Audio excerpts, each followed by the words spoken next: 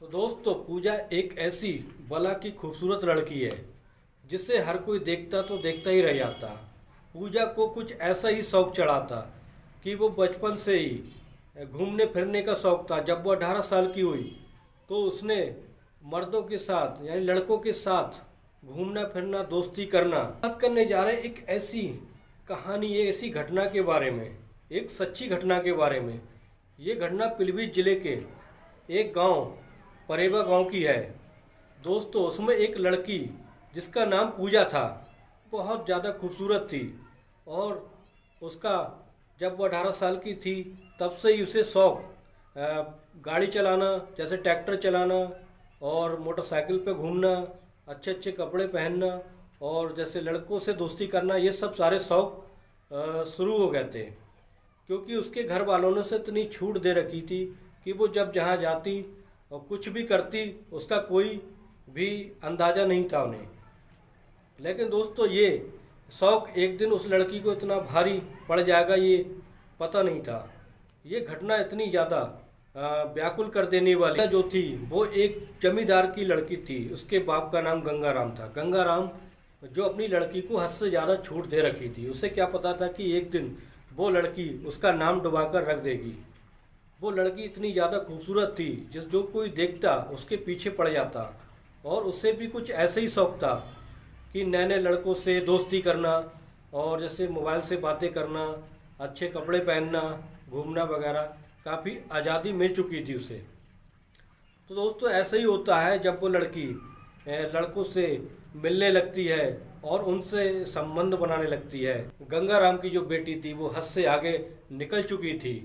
गंगाराम ने भी 3 शादी की थी। गंगाराम की पहली पत्नी जो डिवोर्स हो गया था, दूसरी पत्नी जो थी वो किसी वजह से उसकी मृत्यु हो गई थी यानी मर गई थी वो। तीसरी शादी जो हुई थी वो रेशमा से हुई थी। रेशमा की एक लड़की थी जिसका नाम पूजा है। पूजा बहुत चंचल, बहुत ही ज़्यादा खूबसूरत लड़की थी और इतनी ज़्यादा खूबसूरत लड़की थी कि उसने गंगाराम ने इसको इतनी ज़्यादा छूट दे रखी थी कि कहीं जाए कहीं कुछ करे उससे कोई मतलब नहीं था। यही कारण था गंगाराम की लड़की पूजा का कि उसे नए नए लड़कों का ऐसा शौक चढ़ा, हवस की पुजारी बन गई। ये बात जब गंगाराम को किसी के द्वारा ये पता चलती है कि उसकी लड़की ये ऐसा कदम उठा रही है यानी वो इस तरह के काम कर रही है, तो वो बहुत ज़्यादा दुखी हो जाता है और वो उस लड़की को डांट फटकारता है और फिर उसकी शादी जल्द से जल्द कहीं करना चाहता है। तो दोस्तों ऐसा ही होता है कि कुछ दिन बाद उससे एक ऐसा रिश्ता मिल जाता है। उसके अपने ही ज़िले के एक लड़के जिनका नाम था रामानंद। रामानंद के 2 लड़के 2 लड़की थी।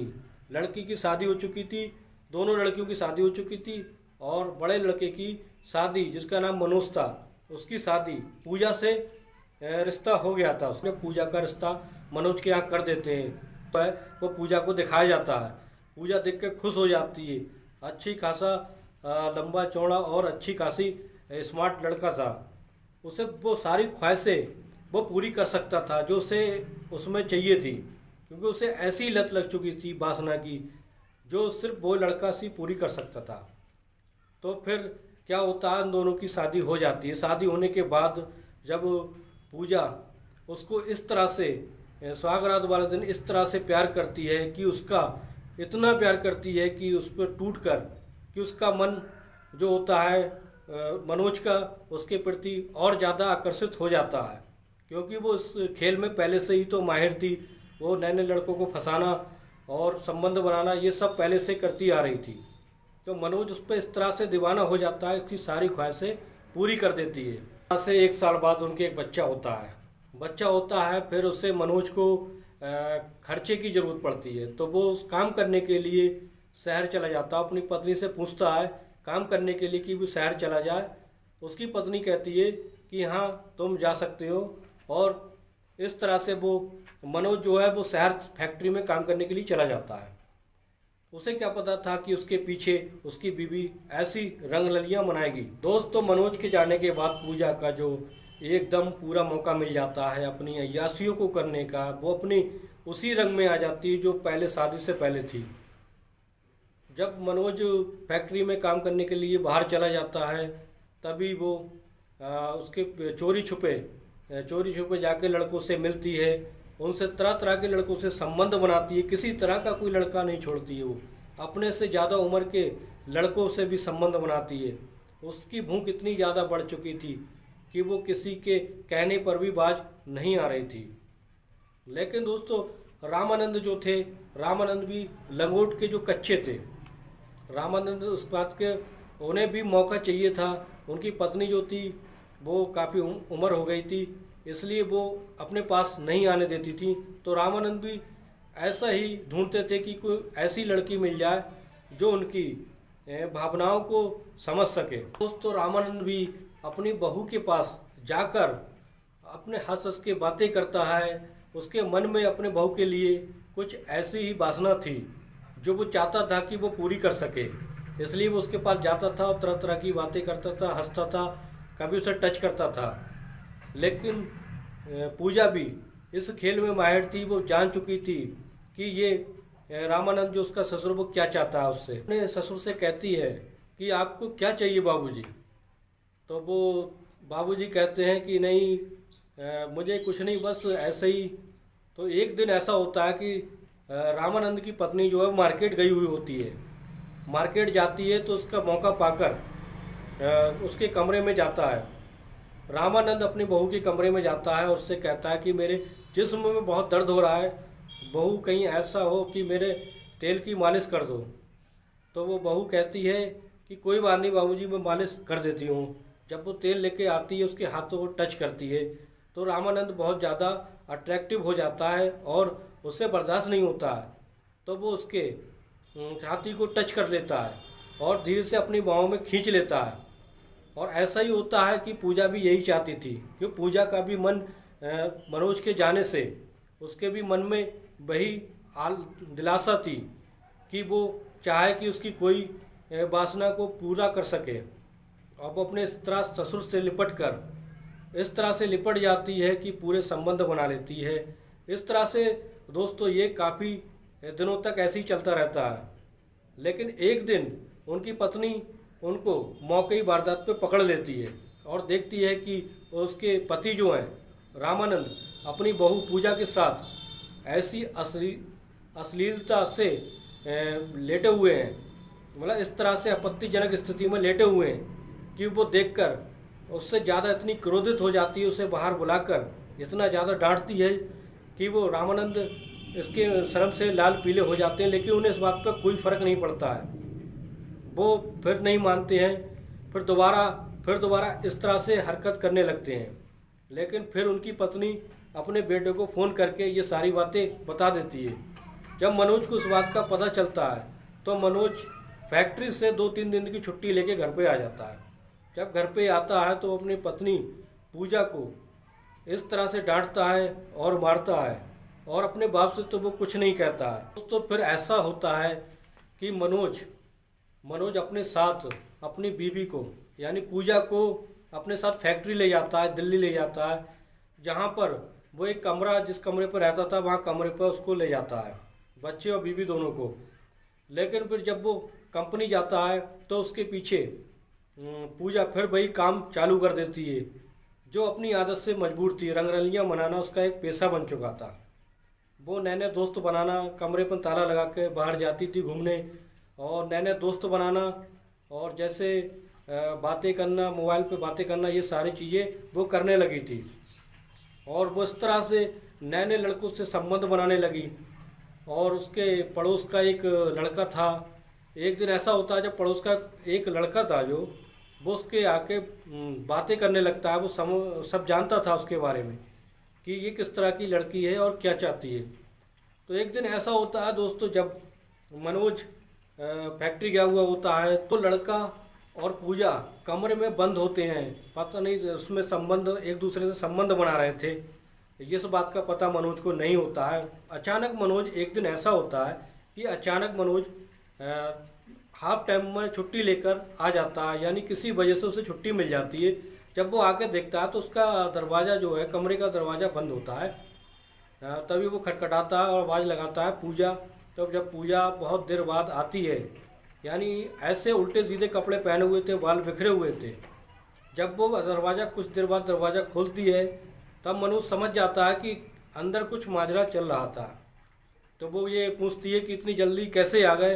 तो मनोज कहता है कि आज फैक्ट्री में जल्दी काम समाप्त हो गया था, यह जनरेटर ख़राब होने की वजह से काम रुक गया था, इसलिए उसे जल्दी छुट्टी दे दी गई थी। तो ऐसा होता है जब वो उसके इशारों को समझ जाता है। जैसे भी वो अंदर कमरे में एंट्री लेता है, जब वो देखता है उसके पड़ोस का एक लड़का वहाँ बैठा हुआ था, तो वो उससे पूछता है, पूजा ये सब क्या हो रहा है, ये कौन है, इसका क्या मतलब है दरवाज़ा बंद करके। तो पूजा कहती है बहाने में कि ये पानी पीने आया था, वो कमरे में लेटा हुआ था। तो उसकी बातों को वो सुनकर बहुत क्रोधित हो जाता है और वो मौका पाकर वो लड़का तो वहाँ से भाग जाता है। फिर वो पूजा को इतना डांटता है, चिल्लाता है, लेकिन वो अपनी आदत से मजबूर, हवस की एक पुजारिन बन चुकी थी, लेकिन वो अपनी हरकतों से बाज नहीं आ रही थी। फिर वो ऐसा होता है, मनोज कंपनी से रिजाइन लेकर वहाँ से कमरा छोड़कर चला जाता है। कमरा छोड़कर वो अपने गांव वापस आ जाता है। तो अब फिर ऐसा होता है कि 2-4 महीने वो अपनी पत्नी के पास ही रहता है। जब फिर उसे काम की तंगी होने लगती है, पैसों की तंगी होने लगती है, तो फिर दोबारा फिर वो पूजा को छोड़कर फिर कंपनी में चला जाता है। लेकिन वो अब इतनी ज़्यादा आदत से मजबूर होने वाली लड़की आज तक नहीं देखी होगी, जो कभी सुधरने का नाम ही नहीं ले रही थी। वो जब मनोज चला गया, तब उसने अपने जो ससुर से संबंध बनाए, लेकिन जो दूसरे ससुर थे, चचिया ससुर थे, उनसे भी संबंध बनाए, उनसे रंगलनियाँ मनाई, लेकिन वो अपनी हरकतों से बाज नहीं आ रही थी। इसके अलावा वो फिर घूमने फिरने लगी और भी उसके लड़कों के दोस्त बना लिए, और जो वहाँ कंपनी में जो जहाँ कमरे में गई थी मनोज के साथ, वहाँ भी कुछ लड़कों से संपर्क हो गए थे, जो उसके गांव के ही लड़के थे, जिनसे उसने संबंध बनाए थे। उन लड़कों को फ़ोन करके उसने बात होती थी। वो लड़के जब गांव आ गए तो वो लड़की उनसे मिलने जाती थी और उनसे रंगलियाँ मनाती थी, संबंध बनाती थी। वो इतनी ज़्यादा आगे बढ़ चुकी थी कि वो सुधरने का नाम नहीं ले रही थी। जब इस बात का पता उसके ससुर रामानंद को पता चलता है, तो रामानंद उसको बहुत डांटती हैं, चिल्लाते हैं, लेकिन वो बाज नहीं आती है। फिर उसकी शिकायत मनोज से करते हैं। फिर मनोज के कहने पर वो तब भी शांत नहीं होती है। एक दिन ऐसा होता है कि वो ऐसा प्लान बना लेती है कि रामानंद को, जो रामानंद उनके ससुर हैं, उनको मारने का प्लान बना लेती है अपने दोस्त यारों के साथ, ताकि वो उसका रास्ते का कांटा हट जाए, तो वो ज़िंदगी भर हमेशा के लिए ऐसे ही अपने मनमौजियाँ रंगरलियाँ मनाती रहे। एक दिन ऐसा होता है, वो अपने ससुर को अपने दोस्तों के पास लेके जाती है और इतनी ज़्यादा शराब पिला देती है कि उसका शराब पीने के बाद उन्हें कुछ होश नहीं रहता है। तो वो अपने ससुर की अपने दोस्तों के साथ गला घोंटकर हत्या करवा देती है, और हत्या करवाने के बाद फिर वो वहाँ से निकल कर घर आ जाती है। लेकिन इस बात का अंदेशा किसी को नहीं होता है कि उसके ससुर रामानंद कहाँ हैं। जब रामानंद की पत्नी उनसे पता करती है कि वो कहाँ गए, कुछ दिन तक तो वो नहीं आते हैं, उसके बाद वो छानबीन करना शुरू कर देती है।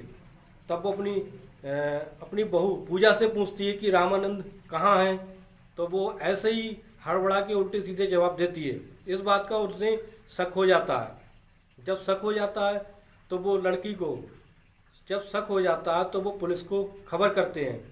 तो पुलिस जो है वो पूजा को उठा के ले जाती है, पूजा से पूछताछ करती है, लेकिन पूजा इस बारे में नहीं बताती है।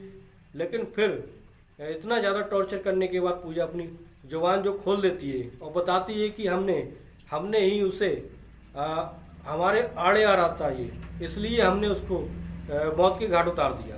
पूजा अपना जुर्म कबूल कर लेती है, तो फिर उसे उम्र कैद की सज़ा हो जाती है। और वो छोटा सा बच्चा जो था, उसको पालने के वाला कोई नहीं था, उसे देख रेख करने वाला कोई नहीं होता है। तो दोस्तों, ये अंजाम होता है, बुराई का अंजाम बुराई होता है। जो गलत करेगा उसका अंजाम गलत ही होता है। तो दोस्तों, ये घटना जो थी वो सच्ची घटना थी। ये पीलीभीत ज़िले के एक गांव, परेवा गांव की घटना थी। ये सच्ची घटना है दोस्तों।